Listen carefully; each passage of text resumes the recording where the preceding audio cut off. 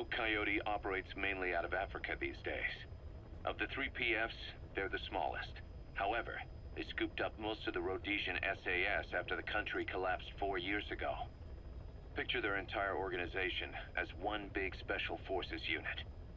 With Rhodesia a British colony, the Rhodesian SAS had its origins in 22 SAS Sea Squadron. They started out as a group known as the Southern Rhodesia Volunteers, but in '51 they were incorporated into 22 SAS as members of the British Commonwealth and deployed to fight guerrillas in the Malayan emergency.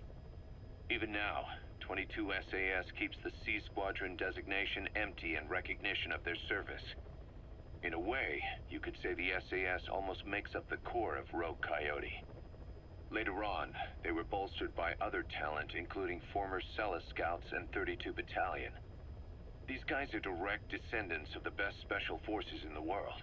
They won't go down without a fight. Don't get careless. Kungenga Mine. A civil war's been going on in that region for the last 20 years. It's being fought by what are now two ethnic groups, the Buta and the Mbele. Originally, you could barely tell them apart, but the reason for the current armed conflict goes back to World War I. After the war, their land was colonized by a European power, and it decided to give local control to the Buta.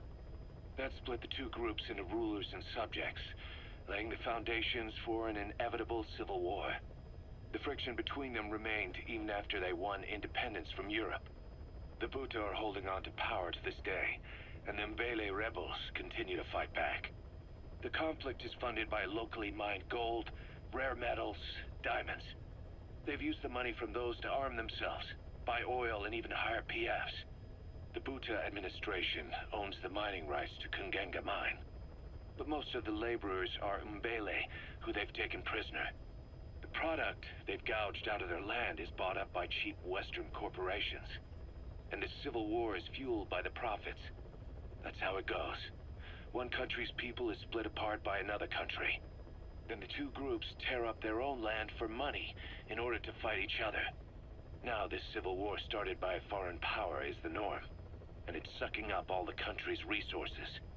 PFs are just the same. They follow the money, taking war with them wherever they go.